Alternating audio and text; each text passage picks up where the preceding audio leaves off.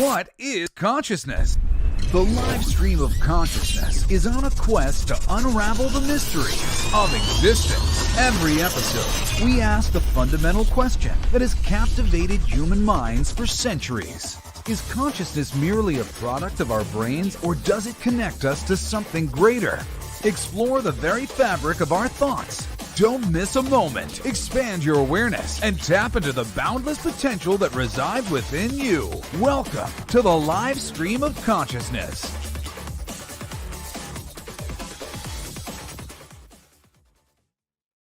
Yes. Welcome to the live stream of consciousness. I am Michael Zinn. The live stream of consciousness is my happy place, and you are welcome here. You're actually part of what makes it exist. I mean, I put it out there, but if nobody receives it, then what is it actually? So thank you for being here. Whoever's out there, I could see you, Ninja Kitty, always early to the show. What is happening? I am super pumped, man. I had a great week. I had a great night last night. I had a great hour. The last hour, Grace Grella is here. What's up, Grace? We just did Grace Grella's show at 7 p.m. Eastern time, and it's a call-in psychic medium show, like super old school, super awesome. Grace is amazing and fun and always energizes me. So that was fun. But then yesterday, after probably about a month and a half, 2 months of planning, we did the launch party for Stand Up Memories, which is Jackie the Joke Man Martling and Peter Bales. They have a podcast that we produce at Titan Studio, where they just talk about old school memories, from being comedians in the 70s and 80s and 90s. And Jackie was Howard Stern's main writer, head writer for a while. So there's some great stories, and it's just been a great show. We've been doing it for 4 seasons. This is the 4th season, actually. We've filmed most of it, and we wanted to do a party. So we did a live broadcast of the show. We had a live audience. And they did Stump the Joke Man, and it was just so much fun, and it really went well. It was kind of like this show. What I do with this show, I do it at home on my computer, but here we are in a studio. I've got a switcher. I've got 4 cameras. I'm switching between 4 cameras. I'm running the show. It was really a lot of fun, and because it was a comedy show, we hung a microphone over the audience to get the laughter, and it really worked well. I should get the address, the YouTube address, and put it up, but maybe later I will. But when you watch it, it looks like a show. I should have had that prepared. I always feel stupid in my head when I'm like, oh, I should put this up, and I'm like, oh, you didn't prepare it. But anyway, so again, I've had a great week. And I'm excited for tonight. I'm always excited for Thursday because I always have an amazing conversation. The last couple of weeks, I've been talking about StreamYard and Collab, the app that hooked me up with last week's guest, George Monty, and tonight's guests, which are actually 2 guys. I think it's going to be the first time I'm having 2 people come in remotely from different locations, so that's kind of cool. But they do a great podcast called the Q4U podcast. And we met and started talking, and it's just been an amazing, new, very cool friendship, and here we are. So I'm excited to have them on the show. I'm going to welcome to the live stream of consciousness Luke and Rob from Q4U. What's up, guys? What is up? I apologize for being late. Oh, no problem. I was actually watching your broadcast with the what she's running for senator, right? Yeah, running for senator. Wasn't she great? Yeah, it was really cool. I'm not a big politics fan, but she seems, like somebody I would vote for if I, if I was in California voting for their senators. I wish I had popcorn the whole time. That was just a great show. That was cool. Ninja Kitty is saying, "What's up? Welcome, Luke and Rob." I love the way Ninja. She's like my welcoming committee. She always welcomes everybody to the show. So welcome to the live stream of consciousness. We've been having some really good conversations on this new concept, crossing the streams, which is really cool, which is your podcast combined with my podcast, combined with George's podcast, and we all just get on and have a great conversation. That's been a lot of fun, but this is my territory, so I'm going to run things for a little bit. And that is and I guess it's going to be interesting kind of doing this with two people, one at a time. I'm going to pose the live stream of consciousness question, and that is, what is consciousness? Luke, why don't we start with you? What is consciousness? So I had a couple guys at the job site actually watch our last one, our Crossing the Stream on religion, and they're just like, man, they were just like nonstop asking you questions, and I'm like, I'm happy to answer anything. And to preface, everything I say is my personal belief that I've gathered from my own personal experiences walking this green earth. Right? Mm-hmm. Yeah. So consciousness, and we're getting to this critical new phase in the industrial revolution type of where we're going with the technological revolution. And what is we're going to have to define what exactly is a soul, because people are currently having relationships, interactions with AI entities that are basically math algorithms quantified to mimic life model duplicates or language models and duplicate humans. And George was saying last time, it's just mirroring us. And I like what, Joe Rogan said one time. He was really super high and watching a bunch of dolphins on the back of a boat. And he's like, that thing's looking at me. It's popping up and it keeps looking at me. He's like, and he's probably thinking, yeah, that guy's looking at me. And when he says me, is that the same me, the soul, the self-awareness? Is it all the different entity, or is it the same entity just in different outfits, outer shells? Right. Because we see this every day. We grew up with this every day. We evolved this. We influence this. And this becomes our identity, what we decide to project out to the world. And we accept that this is what this is what our soul should look like. We don't know any of that. Mm-hmm. And there's the popular idea floating around with theoretical physicists that we can't quantify anything else exists outside of our own thoughts. Mm-hmm. I mean, Robert could be my imaginary friend. You could be a new imaginary friend. Mm-hmm. I could be just imagining everything. Mm-hmm. And I imagine stuff all the time. And I write and I draw and I have to imagine stuff all the time. But at some point I have to ask myself, do I really think I'm intelligent enough to make up somebody like Michael or make up somebody like Robert, and all nuances and everything that exists in their personality, what they're going to react to, if they're going to react to? These are things that we have to come to understand when we try to identify what exactly is a consciousness. Mm-hmm. Mm-hmm. I believe that with the advent of AI, we are opening ourselves up to the possibility of extra dimensional beings being able to pose as, oh, we're just innocent algorithms. We're not anything malevolent or, that you should worry about. We need to really think about what we're doing, have it defined, because by their fruits, you'll know them. You'll know if something is good or if something is bad by what they do. If someone walks like a duck and talks like a duck, it's safe to say that they might be a duck. Mm-hmm. Mm-hmm. There's too many things to me, and this is my own personal preference, that points to I am not a human with a soul.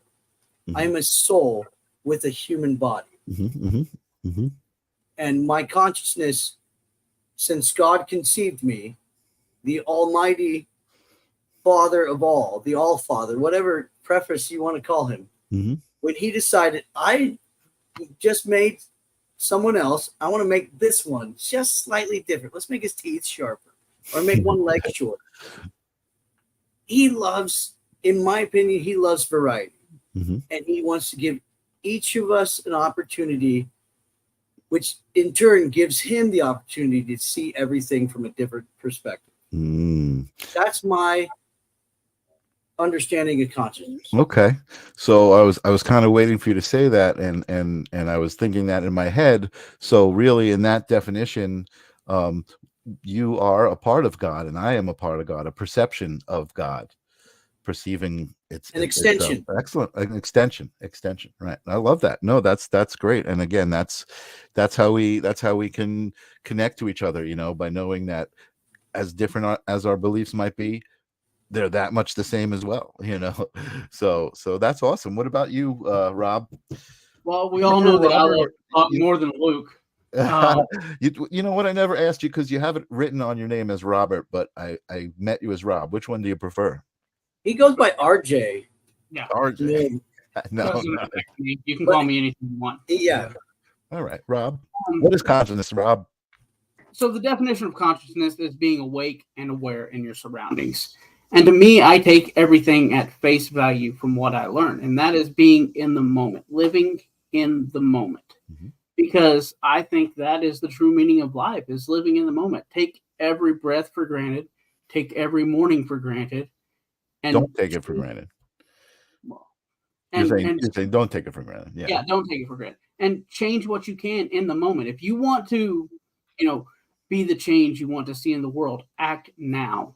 Mm-hmm. This is the moment to do it. Mm-hmm. Mm-hmm. That's it for me, man. That's what I believe consciousness is. I believe it's now. Sure. Yeah. I agree with both of you guys. I think they're both, and I think they both work with each other, those answers, you know what I mean?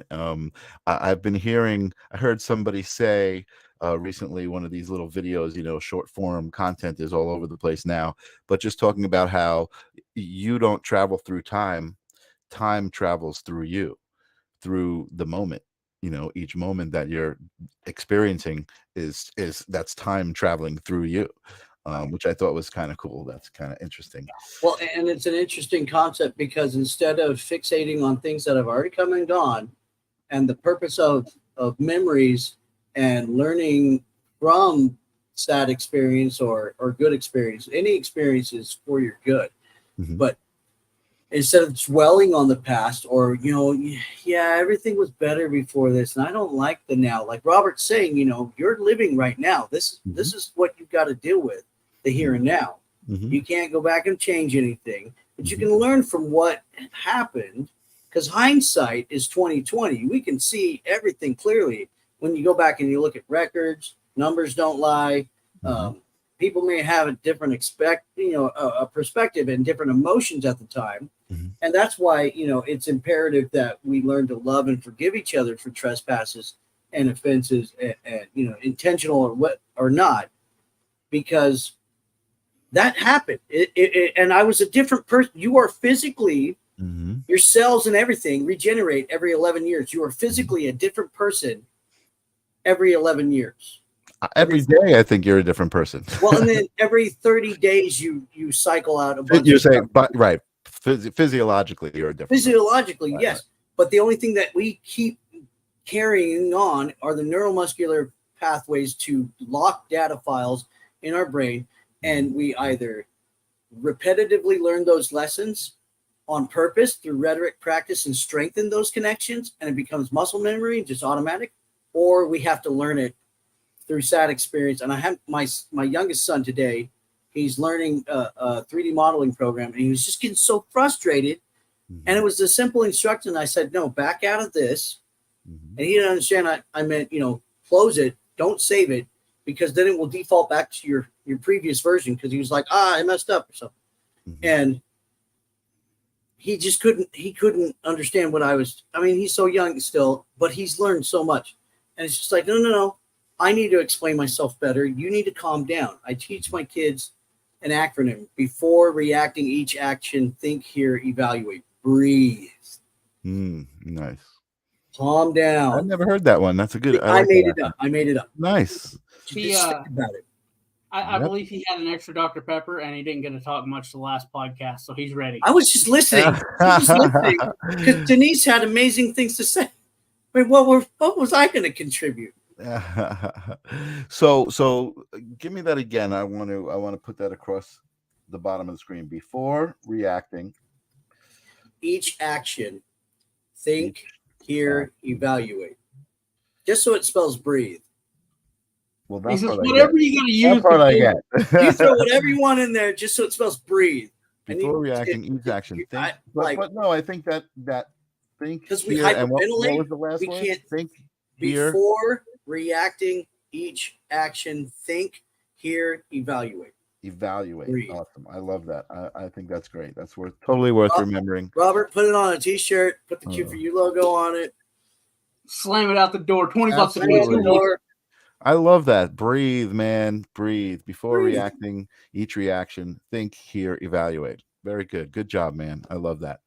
Because you got to be able to think on your toes. Yeah. You're not going to be able to like sleep on it or worry about it in some of these situations. Robert and I have worked in situations where we're in industrial construction. People just speak sailor and cuss word, and they're furious and they're mad, and thousands of dollars. It's not their money. It's somebody else's money that they got to answer. And they're furious and they're freaking out, and they're just yelling. And like a lot of times the construction workers are standing there with glasses like this, and you can't see what their eyes are doing. But in reality, they're like freaking out. They're scared, and they just keep their mouth shut and let the person go. But you have to be able to breathe. You do not cry in a construction situation. You can't run and hide. You just deal with it. Yeah. You Totally. have to breathe. Calm down. Absolutely. No, that's why I love that so much, because the words all make sense and the concept makes sense. So I want to get into who you guys are, the Q4U podcast and all of that stuff, but there's still another question and story I need from each of you guys. And that is, one of the things that we share in common, obviously, besides those basic beliefs of what consciousness is, and you guys are very much into love your neighbor and be the love that you want to see, and that kind of thing. And also you guys talk about lots of controversial stuff, so I know you're on this page. So my question is, if you have a moment in particular, or share a story where you realized the world wasn't what it presented itself as, or like what it is on the news and what you've been taught in school. The world was, multi-dimensional beings. You were talking about that kind of thing, AI. And that was, by the way, that's very interesting. The idea that AI could be some sort of portal to an interdimensional being to affect humanity. That's really interesting. But we could talk about that later. Luke, do you have a specific story or a moment? I mean, I distinctly remember watching The Wizard of Oz, and every evidence of every picture and film, family film, old footage of everything before that movie was presented to me, confirmed the theory in my mind that the world was black and white. Robert is colorblind, so it's still that way for him in sepia or whatever. What means. But when it turns to color, I'm like, wait, is this like, I just thought cameras documented what they see. It was before I got into movies, and this is what kind of helped me to have a love for visual storytelling. Mm-hmm. I think is the best way to say, what I'm all into. And just to come to understand that no, some cameras only printed onto black and white daguerreotypes, silver plated plates and things like that. And they had to then create film that would develop negatives that were opposite color schemes. So then when they're projected, and understanding all these things. Mm-hmm. But it made me ask that question. It's like, wait, were y'all living in a world where everything was black and white until this happened? Because I just accepted everything as face value. And at that point, I started to understand it wasn't that way. And that things can be manipulated, changed. And that's what's coming too with AI. And that's why the actors and everybody are freaking out, because they want to say, well, we don't want our likeness and this, that, or the other use. But a new theory I heard was that they're going to try to use that as a way to cover up what they have done in their own life and people's hidden footage of them. I said, that wasn't me. That was AI. And use it as a scapegoat. So that's when I kind of started going, you know, the world's not what we're presented. You need to ask questions and understand how things work. Right. That's a good one on the Wizard of Oz right there on film, like the black and white to color thing. That's really cool. What about you, Rob? What's your memory or story that you can share with us? As for me, I've always seen the world differently. And that's because I was the youngest, and everybody says, oh, the youngest is always babied, and I never got babied. So I was like, what the hell? Why am I supposed to be babied? And growing up, you know, you heard everybody's actions and reactions. And then even after that, look, I'm going to tell everybody right now, you got to get out and explore the world. You have to. Leave your mom and dad's home and go travel. Go out, get a job with traveling. Because once you go to these places and you see something on the TV or the news about this place being obliterated or destroyed or whatever, it gives it more meaning. And you go there and you see that it wasn't obliterated and destroyed. It's just simply a changed opinion by somebody else. You have to be able to read into the world and understand everything you hear is an opinion. Everything is an opinion. So what was the experience? What did you experience that was that revelation? In other words, you know, you heard a story that someplace was obliterated. You went there and saw that it wasn't. Was there a specific? No. Well, the main thing that made me think that right there is because the South's full of idiots. Right. That's what you grow up hearing. The South is full of idiots. And I'm like, well, I'm from the South and I'm not stupid. Right. And then you go out to the world and you learn that that is a general consensus. People believe that if you're born in the South, you're just dumb. Growing up in the world where I watch somebody order sweet tea on the television, and then I go up past Kansas and you can't get sweet tea. You hear, like I said, the world being destroyed, and then you go to a refinery that we have worked at. You see it on the news 3 weeks in advance on fire, and it's completely demolished. Right. And you go there and it's not. Okay, so you've seen that. You're saying it's not as big as dramatic as they make it out to be. Right. Sensationalist drama sells media. Right. And then there's also the opposite reaction where you're supposed to go to a job, and for some reason something happens. You get a phone call, a better job offer, or something else. And you hear from one of the people that you were supposed to be working with, hey, so you were going to be on night shift, right? Yeah. Well, night shift just blew up in that plant. 3 people died. Wow. Realization. So, I mean, so this is something that happened to you, or, I mean, wow. Yeah, I was the big one in Texas in 2020. I was supposed to be there. I actually had the job locked down, was getting ready to pack all my stuff and go down to it. And I got a call with a different job up north. I was like, you know what? I like that one better. And the guy called me that was on night shift down there, and he goes, hey, you were showing up for night shift, weren't you? I was like, yeah. And he goes, turn on the news. Turn on the news, and that plant's up in flames. Wow. Okay, and then you went there, and it wasn't as bad as they said, or no. You get there, or your friends send you pictures, and it's one little area. Right. Yeah, has been make it look. I mean, and so you can film it from any angle, and it looks like a whole freaking plant's on fire. Okay, no, I get that. So is this? Let's unpack that a little bit. Is this related to any sort of conspiracy theories or ideas of how things are run? Like, I mean, this is kind of related to things aren't what they seem, right? The world isn't. Right.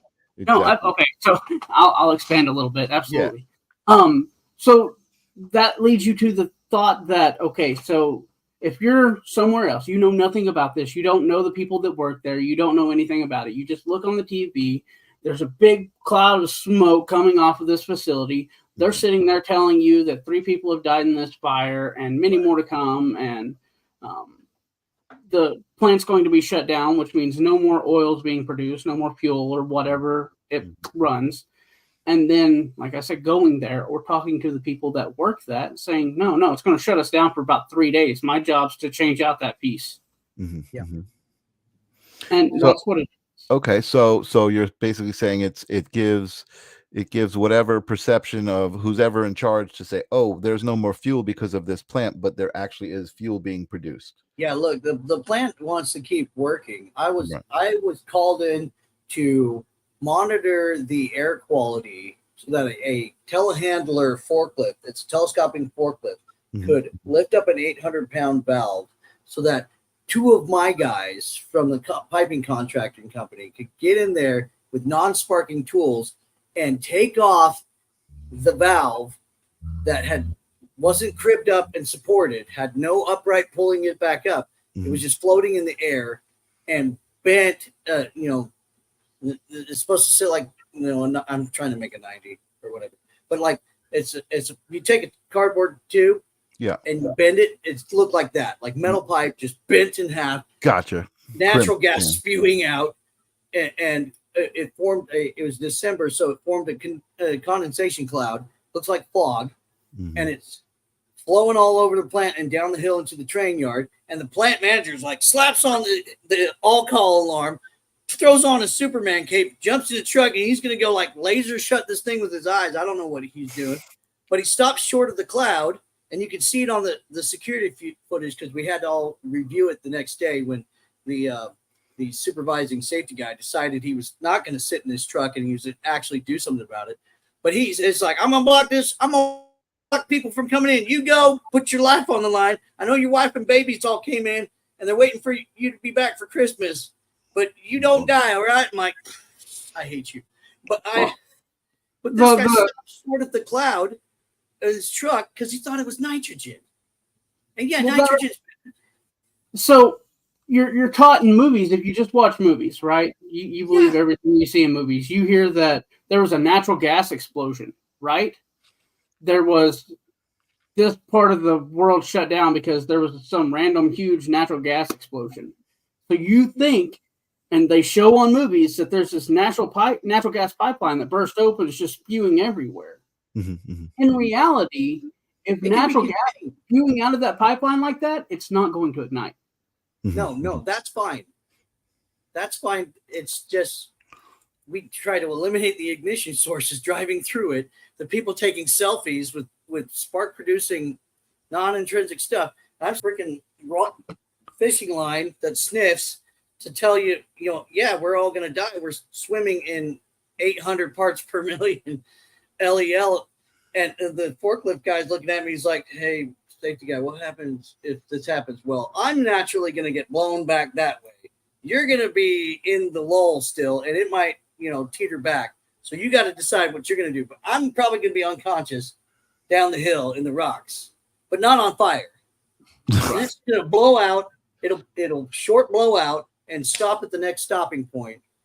But the problem was the next valve was 300 feet down the line. And this was the only... My perception of the world is completely different from what you're growing up being taught. I got you. Yeah. No, I totally get how that relates. So I guess that's a good segue into talking about you guys and what you do. So again, Tim out there is in Brazil. He says as an ex-firefighter, he can confirm that be true. Nothing like in the movies. Yeah, absolutely. Yeah. So, but let's talk about you guys and what is the Q4U podcast? How did that come about? And tell us more about it. And I'll pop up the banner here. So in all honesty, we'll start from the beginning. You heard about our work experiences, me going out on the road, and then we fell into a job working with each other. He got called out to a job to come and rein me in because I was mocking the safety guys. Because look, let me clarify right now. After you sit through so many safety talks and this is what we do at this plant, we're different from that plant. You're not. You sit there listen to these guys, and you're like, yeah, okay, CBDA, CBCBCA. There's your test. I'm done. The tests are easy. Everybody's had a basic OSHA 10 course every time they go on a job site. Right. So my friend is 6'7" and didn't want to wear his gloves. Right. He always hated wearing gloves. So they call Luke out because there's 2 millwrights that aren't listening. These guys, their job is when the pipe fitters get something to a pump and the civil guys build the base and everything's ready, then they put in the $100,000 pump and level it and shim it and make sure that everything's going to work, that it doesn't vibrate and that it does. That's their job. They can stand around and wait. They're paid to stand around and wait. Mm-hmm. But the freaking safety guy's like, I'm going to make a name for myself. I'm going to go. Hang on, let me get my cop glasses on. I got to go arrest somebody. That's what we deal with as a millwright is 2,007-inch. Less than the thickness of a sheet of paper, guys. Wow. That's how in line something has to be. Wow, that's crazy. So, they don't, the idea is you should be wearing gloves if you are performing work. Your hands are on tools. Right. As a safety guy, I wear all the personal protective equipment, the PPE, so that people see, hey, because I can just point to my safety glass and they go, oh crap, yeah, and they forget because they get fogged up. You move them around. I understand every way that somebody can get hurt, but sometimes everybody that you hired or that was hired before you got there, they're not always the most brightest or most competent. Right. Or they learned from somebody else. And this particular guy learned from one of my brothers who maybe seen him once be a safety cop in a scenario where the people he was working with would respond the way that, typical somebody yelling, hey, do that, do this, put your gloves on. And right. This kid grew up as one of his safety offspring. Thinking, my response is read between the lines. But edited. You can't always get the same response. So my philosophy is you catch more flies with honey than with vinegar. And so I showed up.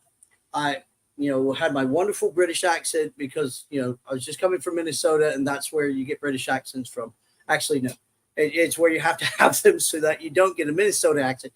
But I come home every day and I'm like, hey, honey, I'm going to go to the store to get a bag of water. And she's like, no, use the British accent. I don't need the kids speaking. So I showed up at the job site with the British accent. I'm like, by my calculations, I can give you all 2 hours on the tools because I grew up doing construction my whole life. Or I raised my hand. And we can go out to eat. And in the safety meeting, which is, it's I said, I'll take that date. Let's go to dinner. It's a rhetorical question, but they're like, yeah, we'll go. And they gave me an address. And, it's a write-off for me, and the company pays for it anyways. They give me an address. I'm like, oh, I'm in Harrison. I go over there. It's a weirdly situated building under an underpass. I'm like, how did they even get a permit to do this? This is weird. And then I'm looking at Hannah's on Facebook reviews and everything, the Google Map reviews. I'm like, oh, adult entertainment. These guys think I've never seen a naked person in my life. I have 7 kids. I taught full nude figure study down the street from BYU at the other school. This is going to be great. This is how we met. We sit there, we talked, we had dinner while watching strippers and had a great time. And then, what happens there get back to the job site. You become friends and family with these people. And then honestly, you become friends and family. These people are your brothers. They're your sisters. You spend more time with them than you do your own family. Right. When you're on the road. And then your family's divorced because the job's over with. So everybody leaves. And then it was 2 years later, I was scrolling through TikTok and there was a video of Luke on TikTok. And you had a kid at the same time I did. Well, I messaged him and I was like, hey, dude, I went through my phone, found his number. Like, hey, is this still your number? He's like, yeah. And I was like, dude, I've just seen your TikTok. Cool. We got to talking. We both had daughters the same age. Cool. What was he doing on TikTok? It was my daughters were into Musical.ly before it got bought by TikTok. And so I believe in keeping track of what your kids are doing on the internet because you need to kind of navigate them because there's there's older generation putting out stuff that people don't understand the culture. The younger generation are always coming up and making up their own stuff. So I needed to be able to speak that language and navigate. Sure. Yeah. So, I was trying to promote my own art stuff, and just trying to learn the app and bugging my daughters. And so I post stuff with my youngest daughter, teaching kids how to draw and stuff. It was a duet video of a guy making a fire extinguisher doll, and he was asking his sons, "Look at this, boys. What do you think he's making?" Okay, it's not that fancy. It wasn't art. No, it's just me sitting there. But that one almost got 950,000 views, and then I got shut down. Like the haters came out of everywhere and shut me down. Oops, it was going to be great, but whatever. And during our talks, he was still working on the road, and he kept telling me that he wanted to do a podcast, and they kept asking me at work, "Hey, because I was the token white guy and Mormon and constitutional liberty. I didn't know I was one, or Republican or what. I wasn't a Democrat." And they're like, "Hey," because my black friends are told that if they don't vote for Biden, they ain't black, but they like shooting guns, so which is contrary to Democratic views anyway. Right. So they always ask questions, and I'm always supposed to answer those things, Right. So it can't. I was trying to remember that phrase, but yeah, question for you always came up, but we were trying to still figure out. But one of these guys, he always had an opinion about every restaurant, everything we did. I'm like, dude, it would be great. You could cover the sports, you could cover the restaurants. I cover arts and entertainment. We could cover politics together. We could talk, about racial differences and cultural differences. We could talk about a bunch of things. And he's like, yeah. And so I complained to Robert naturally. And he's like, "Man, this guy don't want to do it with me." And I said, "Look, give me an hour and call me back." Yeah, he comes back. Well, and this is before we had the logo, but we were going to go with some ancillary name. Ancillary. The Ancillary Podcast. We couldn't pronounce ancillary. We kept calling it Ancillary. Logo. Our first podcast was a Zoom call recorded on both ends. But he came up with that. The microphone, corn dog, comb, whatever that was. And as a graphic designer, I can definitely compliment you on that logo. It's beautiful. Yeah, and I'm like, I didn't know you could do that. Yeah. He's like, "Yeah, man, I'm a redneck tech." And he kicked all his chickens out of his shed. It took me 30 minutes. Yeah. It was on Canva. I can't remember. And my creepy shed in my backyard, I sit down, ran a Ethernet cord all the way out to it, built a desk out of plywood, threw a chair out there, threw my computer up, and we recorded our first Ancillary podcast. Nice. And then we realized that neither one of us could say ancillary. We kept calling it ancillary. Ancillary. And we were like, "You know what? Let's go with question for you." And you were doing that video, or that was just an audio? The video, yeah. It was a video podcast. We've been doing because video. I know a lot of people give me a hard time when I say I do a podcast. They're like, "Oh, that's not a podcast, is really just audio." And I'm like, "All right, I do a broadcast. I do an internet show. Like whatever I do, that's what I do." Sorry, look, we changed the words of everything, so this is a podcast now. That's all right. Well, here we are. Podcast. Well, and then kind of the idea was broadcast meant that several stations or several platforms were showing what you were broadcasting anyways at the same time. Right. A podcast is something that basically previously recorded and then put up somewhere, either radio, audio, and we like to do a live show. Not scripted, not edited, post the live show. Yeah. And, people can see it wherever. We want to try to get more people to share, kind of like public television. That's why we're doing Comic Cons and conventions and stuff. We've got, that's cool. Stuff we want to do. So I got a book series that I was writing and been writing for years and put it off because my kids were needing me to be a dad.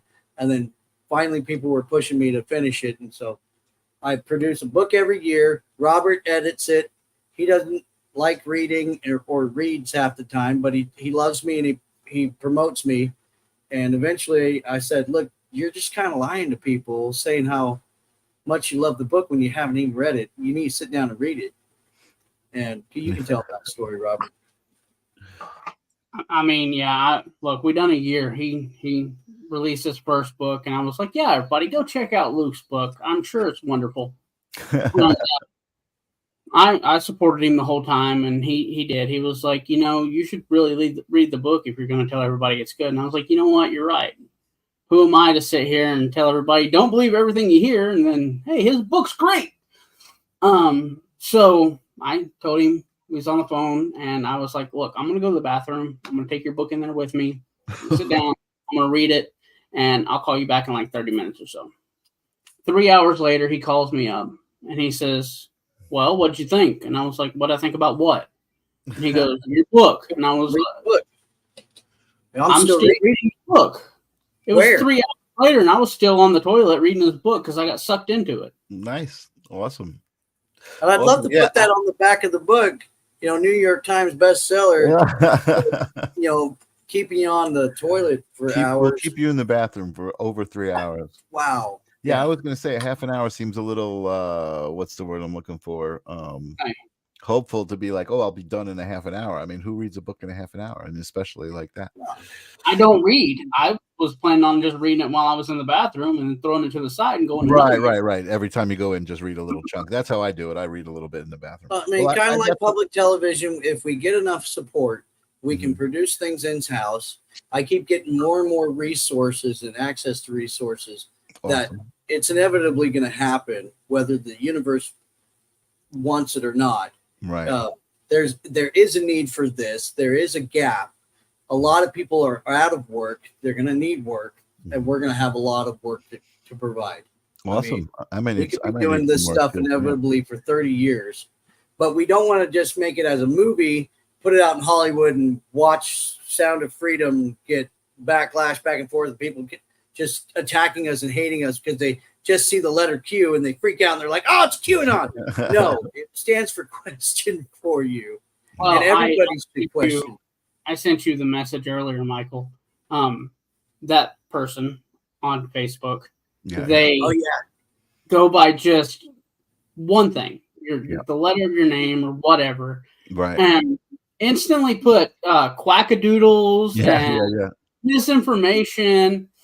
And people like that, I really want to reach out and be like, okay, so did you watch anything?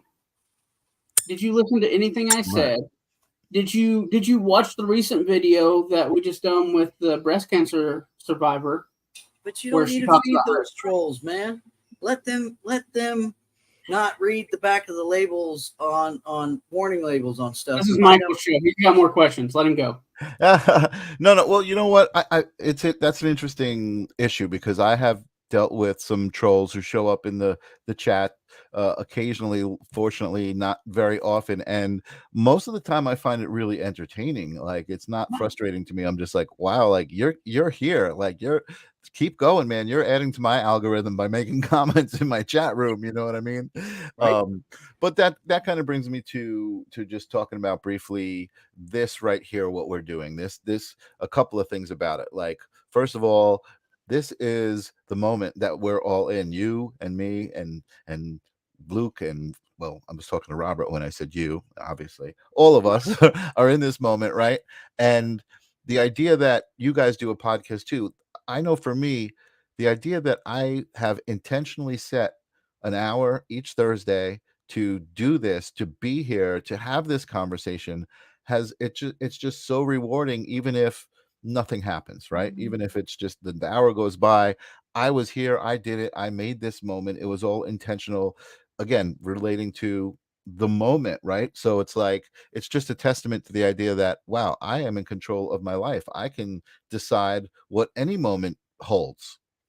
You know what I mean? And it's testimony to your consciousness, like we said, being aware of your now. This is your consciousness. Exactly.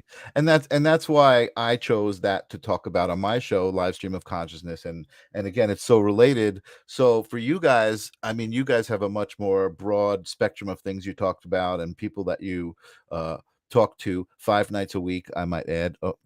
5 nights a week, which is awesome. I really admire that. I have a friend who does a show 5 days a week in the morning, and it became my morning drive show. Like I would drive to work and I'd be like, oh cool, now I have somebody who I know I could listen to and has always good conversations.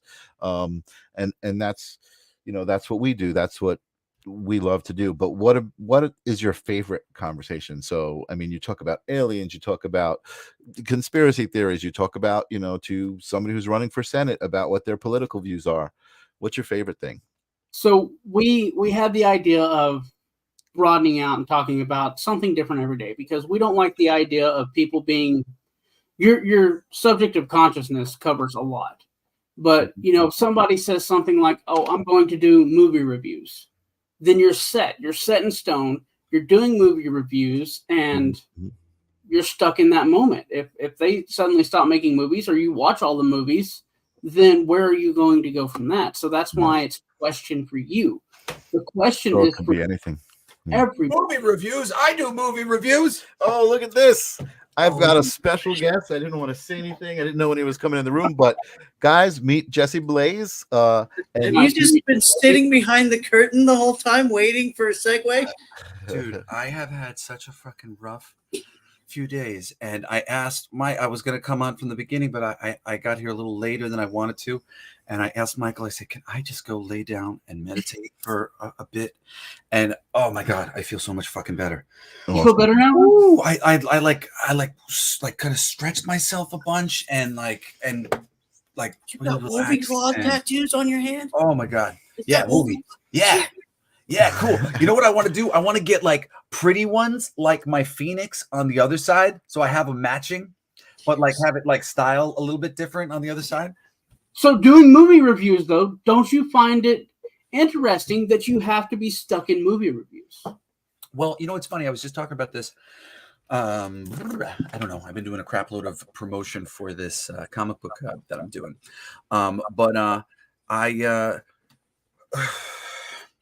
I realized very quickly when I was young that I was becoming kind of like a dick about it. I like saw so much movies and I knew so much. I was just kind of like, fuck that movie. Fuck that. Like, I was feeling like a hater. And I'm like the biggest idealist in the world. And so when I started hating, I was like, oh, fuck. like damn it, that's not what I want. I don't want to fucking be hating on everything.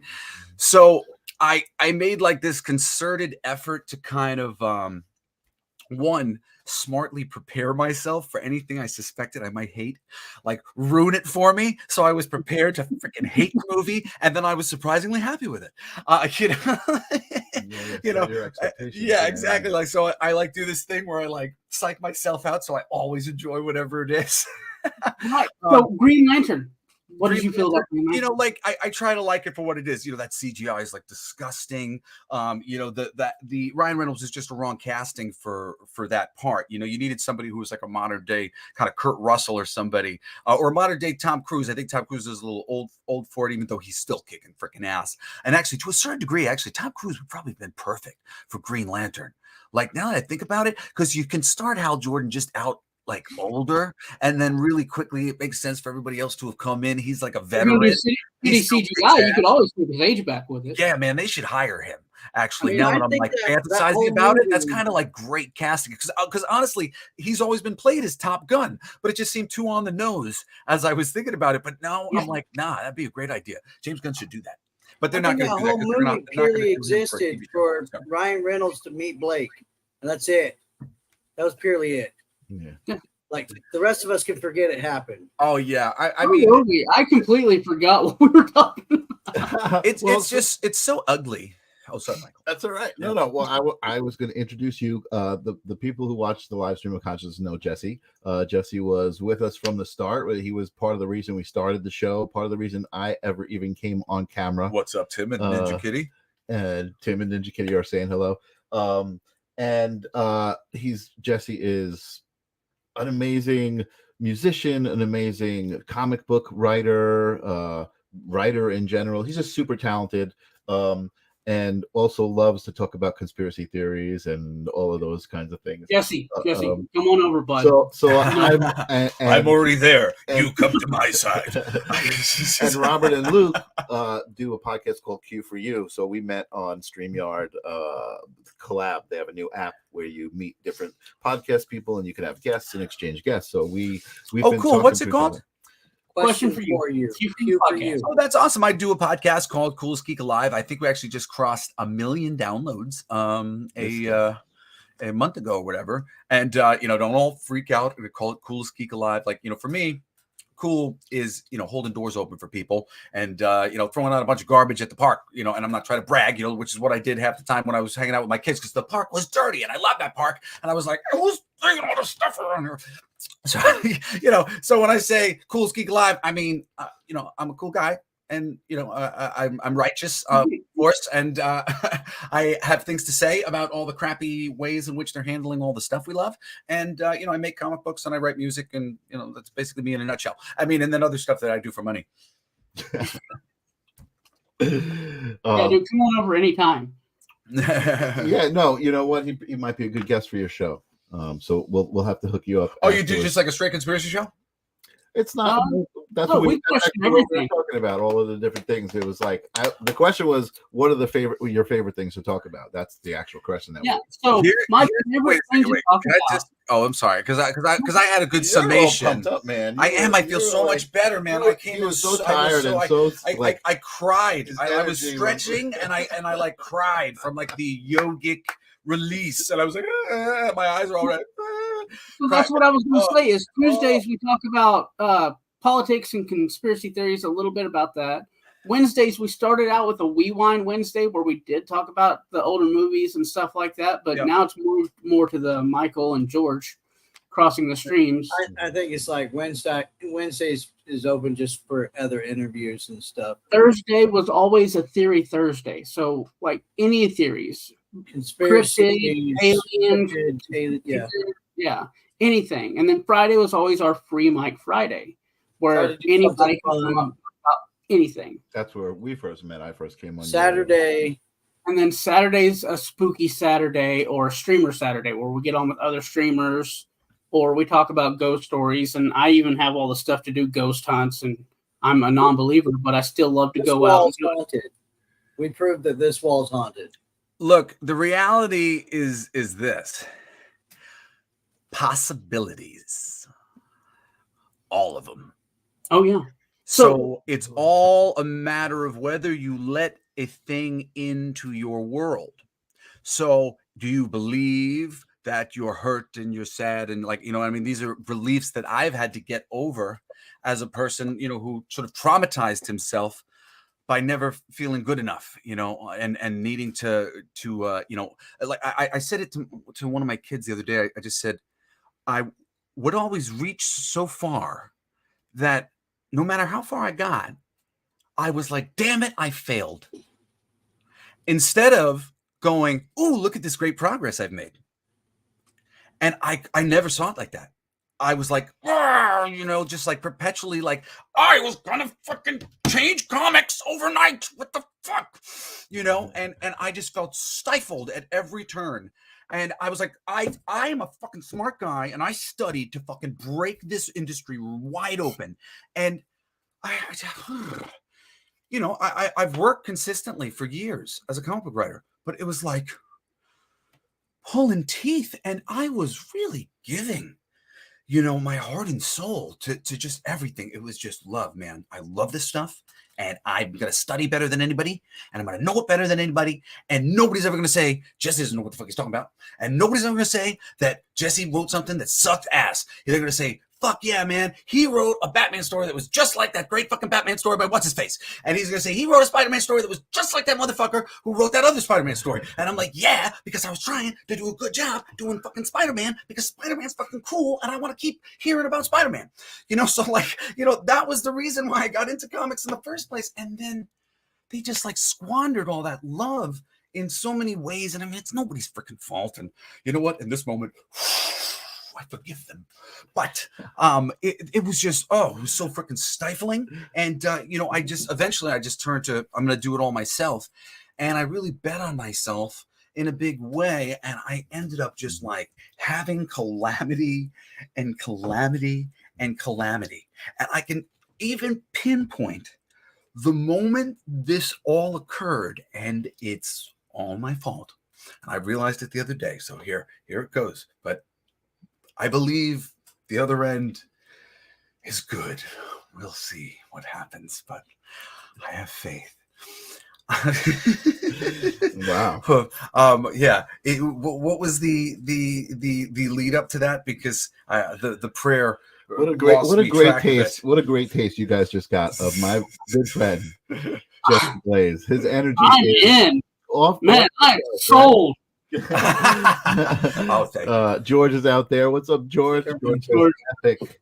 Definitely. Look, we're all living in a virtual reality where we're all God and we're all like sharing responsibility for each other. And basically, I'm 50% responsible for all of you assholes. So, my idea is just like, hey, assholes, don't be assholes. I won't be an asshole either. How's that sound? That right there.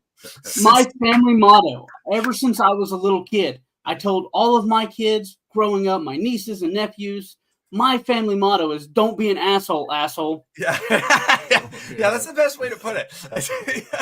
Tim's out there. I definitely would. I used to have friends when I was younger who were like, who would like, yeah, I'm an asshole. And whenever they said that, I would be like, are you fucking kidding me? Stop it. This is like that's the worst thing you can be proud of. You know, the women get so mad when you call them a bitch. The dudes, you call a guy an asshole, that fucking means something. You're an asshole. You're a shitty friend. That's what that means. You're somebody who's not fucking thinking of me, man. You're not fucking thinking of me. You're not watching my fucking back. You're a jerk. Don't be a jerk. Watch out for me. I'm nice to you. You nice to me. That's how it goes. All right. So I want to before we run out of time, I want to just talk about Luke. Luke, you have, which I'm impressed by, and I haven't read, and we were just talking about it. You wrote 2 books so far that you've published. I know you've probably wrote 3 books. Oh, I don't remember. Comic books? No, those are actually. They will be comic books because my brother is pushing me because he still collects and he's pushing me. He needs a comic book writer, somebody that'll sit down and break it apart. Actually, yeah. I mean, because I draw and they're pushing me to draw. They want me to do everything. I'm like, look, let me finish the novelizations because I visually tell. I see it visually. And the second book was my Hollywood script when I was a carpenter out in Hollywood. Mm-hmm. And they said, instead of cars chase, you describe the whole thing, which is way too much. Hollywood doesn't need that. They usually just let Michael Bay do whatever. And so, I had scripts I could study from. I wanted to do comic books, but I stopped and had kids. I was an assistant professor in Utah Valley in the illustration department. Chad Harden actually studied with my professor, and he came and visited. But he was one of the few artists that worked with at the time that worked with both DC and Marvel. But I've been in and out and around that industry. I studied with Drew Struzan, a movie poster illustrator, and I always keep telling myself art's something I'm going to do when I retire and go find a nice community college. And I like teaching people. I like watching that light bulb turn on in their head. That's what gets me happy is teaching people how to take an idea out instead of it just being a little piece of paper, make it into something bigger. How are you going to transfer this? How to create it? I mean, I'm teaching my kids right now because it's like, Robert's watched the process. My brother's watched the process. I Frankenstein stuff in Photoshop to get what I want so that I can draw it because school ruined me. I can't just draw something out of my head and it's perfectly balanced, perfectly lit, perfect. I have to have reference. And so with the advent of 3D printing and 3D modeling and everything, so I'm like, here's my characters. I know what I want. Give me something that I can pose or the graphic designer can go back and move the wireframe and repose it to fight with this character, light it, snap a screenshot. I'll draw it. You should check out my Instagram, brother. Yeah, I'm a toy guy. I had a big fire now 90% of my collection was all given to me by my friend Aaron Sparrow, the sweet bastard that he is. I love him. He's just a wonderful man. Shout out to Aaron. Yeah, and that I probably had the biggest collection of 6-inch scale action figures, like individual, just thousands. And they burn pretty good. I had a custom city that I had put together from years of collecting things. I had a smorgasbord of miscellaneous equipment from years of collecting action figures that I didn't even freaking have anymore because I didn't play in that scale, or there was better ones. But I saved that shield, I saved that sword, and I had, oh my God, it was insane. After this show ends and we're all talking after everything, remind me of that right there. I may have something for you. For me, really? Oh no, that would be so amazing. You know, one of the coolest stories I have from when I did MTV. I was a VJ when I was like, I don't know, 19 or something like that. And the dudes from the All American Rejects, and now it never actually happened, but he meant it when he offered. I'm sure he just lost my address or whatever it might have been. But he offered to send me an extra Swedish Chef playset that he had. And I hadn't had that one yet, and I couldn't find it at the time, and I was having such a freaking hard time finding this toy. And he was like, "Oh, dude, I got an extra one," because he and I were geeking out about the Muppets, and I was like, "Oh man, you like the Muppets? I love the Muppets," and we were just, you know, like being geeks. And then he just never got back to me, but he meant it. And I always felt like that. And Tim Armstrong, who was like, people sometimes think I'm gay because I'm super like flamboyant and kind of feminist sometimes, you know, like move my arms around or whatever. I've been accused of that when I was a kid. I was like, no, I like the chicks, but I do like really tough chicks. So maybe that says something about me. But yeah, I just, toys have always been my thing. And, Aaron Sparrow and I, like, that's how he and I became best friends. You know, that's my vibe. And I so appreciate the kindness of toy strangers. I know. I was going to ask you if you were a toy dude. And then obviously you are as well. Yeah, I love toys. The box of this is destroyed. Oh, but dude, we should do something with Aaron. Look at that. Yes. Beautiful. Oh, I love it. I love it. That's amazing. Wow. Yeah. You know what? The four of us should do a podcast about toys. Oh, that would be cool. Sure. We get you two and me. Aaron's been wanting to do a freaking podcast about toys with me for forever. And it just gives me and Aaron an excuse to get together and talk every week. Awesome. I've got Funkos and everything. Let's do it. I'm in. Wow. I'm loving the energy that's going on here. I don't know what to do. It's we don't know what to do with the. I don't know what to do with the energy. Can I just say, like, okay, I got you because you guys gotta go. You appreciate this, right? I've been saying for years that we are living in an artistic renaissance, the likes of which the world has never seen, and it is not being appreciated. And I'm like, what the fuck is going on? There are people creating things that have never been seen before simply because it is in their brain and they are able to sculpt it. And like all over the place. And now it's like super fucking easy to make these things to a certain degree. Like you get a 3D printer and you can make anything you want. Dude, Aaron's a head customizer or something like that. It is getting so fucking cool and fun. And I think toys teach empathy. I think people who are into toys are usually empathetic because it's you basically thinking about how one person would interact with another person. So it gives you a certain amount of, oh well, okay, maybe I shouldn't approach it like that. It makes you a thinker. Because you start thinking about relationships, and everything in reality is just relationships, how this relationship's with the other thing. So the toys are like really like, that's why people give kid a doll and they take the big care of the baby. This is the relationship. I'm now the adult. I have a baby. I'm growing up to be like mommy. Here I am with a doll. It's just all these relationships are the things that like just make reality. So when you do that with toys, I think, and especially the deeper you go into it, whether it's as an artist and you're sitting there trying to figure out cool shading for a freaking painting, on a 3D surface, and you start thinking about light. And how conscious does it make you when you start thinking about the world around you and how the one thing interacts with the other thing, as opposed to you're just going out and interacting with the thing, which is most of the people, that's what they're doing. We're like preparing ourselves for the thing, Yep, consumers. The world is made of consumers now, and look, it's nothing against people like Tim and all you guys that are watching this right now. I'm not calling you out on this. Believe me, I love you. We're all guilty. We're all guilty. We're all guilty of it, but it's also the ability to take, like he said, a structure in your mind, put it into a modeling surface, print it out of whatever, however you do it, or just taking wood and hollowing out a hole and making two pieces of wood to fit together to achieve a new task. And it's beautiful.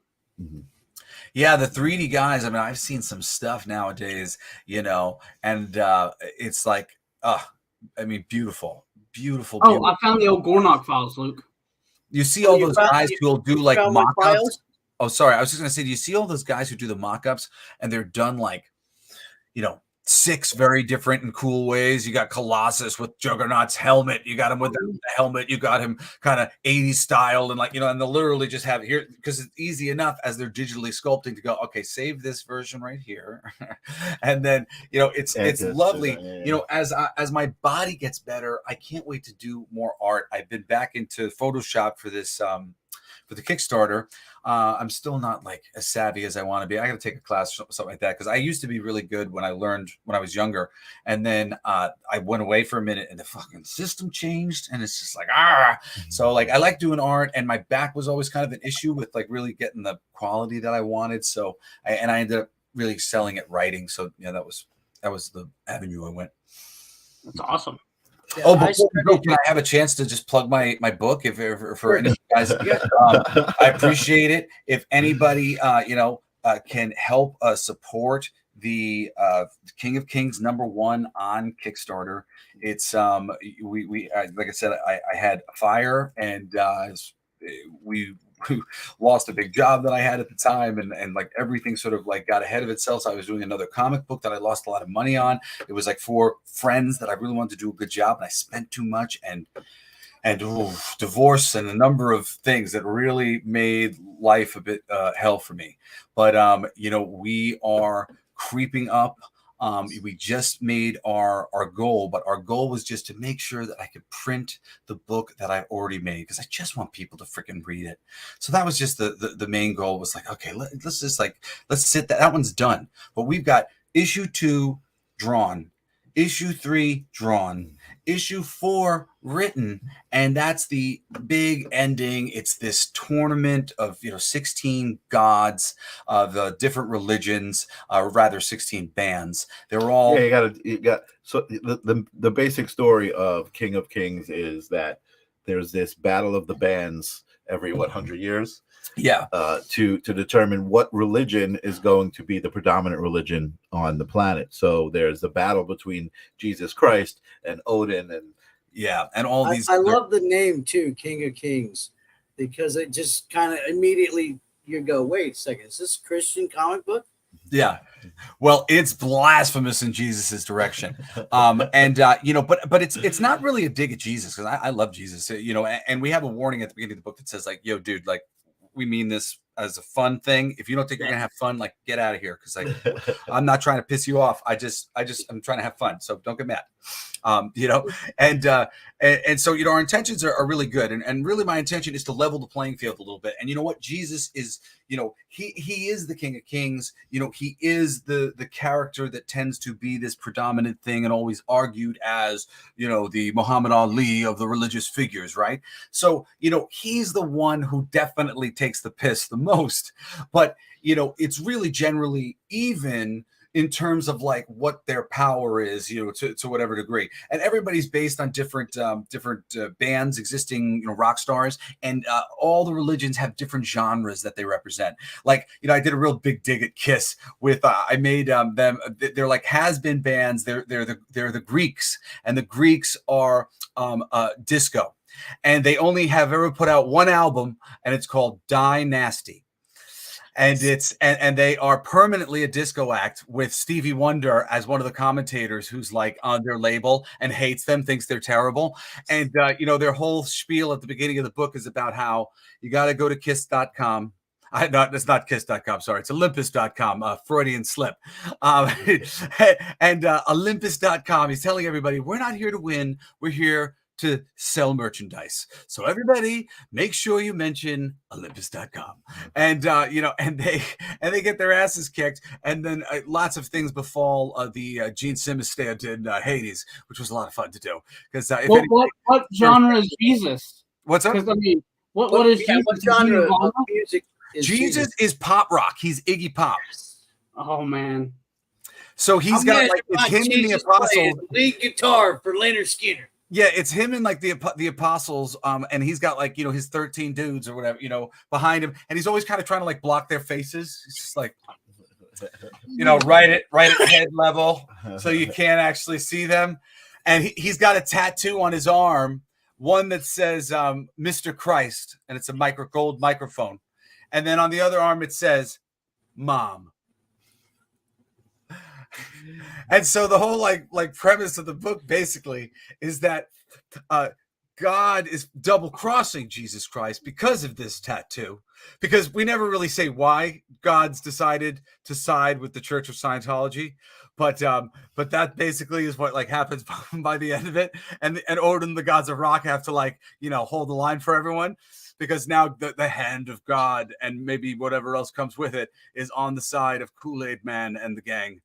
And and so I mean, it's really, really funny and fun. And the Bar Mitzvah Boys are a rap group, and it's a lot of love was put into this damn book. It is amazing. Yeah, and Jesse, just such a great job. We're trying to go from the podcast to a streaming service, become a Q4U plus, and apart from making live action of my book. We are always looking for other acts. So if you want to make that a live action, we are not afraid of doing that. Wow, a live action version of King of Kings. Oh yeah, I'd love to. Well, see, this is the best thing. I did test footage with my dad, and like it was built into this. Like I'm a comics guy, so generally speaking, I feel like if you write something for the intent of it being a film, you've sold out. Your first duty is to the craft. Your first duty is to write something that like matters to the art form that you're in, so that somebody might go, hey, I wrote a great comic book. That guy is a great comic writer, because that's your base. That's your base fan, And if you don't do that, it's not going to be as successful for you, And I just see it visually, no matter what it is, and I've got the visual library. And if I pick a medium, I'll see the world in that medium. I'll see everything in watercolor, that kind of thing. But as far as telling the story, I see it visually. Yeah. So I got to get it out. Yeah. No, I know what you're saying. I can't help but see everything, and I get you. Especially people who are like you, who are visual thinkers, because you can see it in your mind. And then, the trick is learning how to fucking, describe it to people so that you can get the paint results with words. that you want. Yeah, exactly. You're painting with an idea. That's always what you do when you're writing comic books. It's just about me trying to, there's two things that are really important. And this is a really one to grow on. If you're doing something creative, it's to be really like, direct about what you want, but at the same time, not get in the way of them as an artist, because you want to get the best out of them. And if it gets too like specific what you're trying to draw, and let's say they're like, I can't picture that in my mind. I don't really see that. And they try to do something that isn't coming natural to them. You always want to describe the thing in a way that is, as simple to understand. Like, I need people to understand that she's being strangled. I need people to understand that character is that character. Sometimes I think writing, when you're doing things like that and producing, is very strict like that. Hey, buddy, if we want this to be right, we need people to understand this, this, and this. Now we need people to understand this. And that's it. And once you start like breaking down yourself, that a story for other people is just a struggling person who has something important to them that they want. And if you do a good job making them work for it, no matter how fucking contrived your ending is, the hand of God can come down from the sky and save your hero. Everyone will love your movie. get this character out of this suffering right now. The more you make your heroes suffer, the more the characters care for them. And it's, of course, he hates my third book because the character just suffers the whole time, and he's like, I can't back this one, man. well, and it's more cathartic, but you also got to be smart about it. You can't torture your audience. So, there is always a balance, but at the same time, some people love Stanley Kubrick. I want to kill myself when I watch a Stanley Kubrick film, so like I watch, the only one I like is Dr. Strangelove. All the other ones, I'm just like, oh my God, murder me now, kill me, the life, the world, it's all closing in. Wow. Well, listen, Jesse, I you're kind amazing. I have to say, I'm happy that I was able to introduce you to my buddy Jesse. I apologize. He took over. Get King of Kings #1 on Kickstarter. Bank it, bank. Sorry. But I couldn't resist when he said he's in town and he wanted to come by, and again he wanted to meditate, and look what happened. He came out a new person. It's awesome. I can't wait to go sit and have my ear talked off for another 3 hours. So thank you, Jesse Blaze, for being here. I love you so much. I did want to acknowledge Tim. Tim is out there, and he's been trying to get some words in as well. He said he could talk about his Mego Spider-Man all day long. That's how he learned to draw his first comic character posing the Spider-Man doll. I only ever had one Mego. And he wasn't a Mego. He was like an after the fact Mego. Because I was like too young for that. I started with like posable ones, right? Yeah, like you could remove the wrists, I and was the elbows, I was a He-Man guy, which kind of went to Ninja Turtles. The scale kept going up until they went to 6-inch, and then 6-inch kind of stopped. And I decided I really liked 6-inch, and I stayed right there. But there was this great Doctor Doom that was made at the time by the Marvel Select. It was really pretty, just like this glittery. I got a little more than 6 inches for you, buddy. Oh yeah, but there was like that was funny. That's my Instagram is called 6-inch City because of toys in that scale, and I didn't care about the innuendo. I thought it was funny. So I was like, yeah, all right, cool. If that's gonna stop you, then fuck you. But it's so funny. With I got this band Dilf USA, and we've been putting out these funny videos, whatever. And we totally got gay bashed after a show because we played Fuck, Marry, Kill with a bunch of Dilf, celebrity Dilf, Fuck, Marry, Kill, and we do it with me, and we do it with them, and it's really funny. And this dude like came on afterwards and like gay bashed us, and then I probably got a phone call. Oh, it's all good. I recently just wrote him a song where I come on to him and I'm like, I got your letter and I heard you might want a pretty little man in your bed tonight.